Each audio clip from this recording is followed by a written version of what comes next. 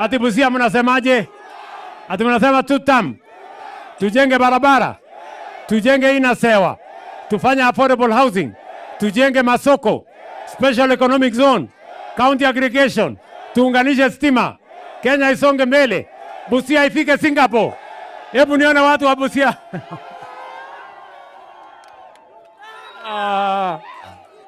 Nyinyi watu mko na maneno bwana. Si ndio? Wale jamaa wa ukabila, wale wa ubaguzi, wale hawana mpango, wale hawana sera, wale hawana agenda, wale hata akili hawana. Ati wanajaribu kushindana na sisi. Si hao watu tutawamalizia asubuhi na mapema? Ama mnasemaje Busia? Tutawamalizia asubuhi na mapema ndio Kenya isonge mbele.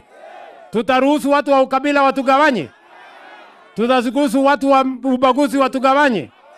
Ndio mimi nawauliza ndugu zangu wa Kenya, tuungane, tushirikiane. Kenya ni taifa letu sisi wote, na hakuna Mkenya bora kuliko mwenzake. Sisi ni ndugu moja wa taifa moja, na mimi kama kiongozi wa taifa hii nitahakikisha hakuna sehemu ya Kenya inawachwa nyuma. Hakuna Wakenya wanawachwa nyuma kwa sababu ya kabila yao ama dini yao ama sehemu wanaishi. Kenya ni yetu sisi zote. Unasema tuendelee tuungane? Ndio tumekubaliana. Chama ya UDA, chama ya ODM, broad based, sisi tuko pamoja. Ama mnasemaje Busia? Ama mnasemaje? Broad based iungane isiungane?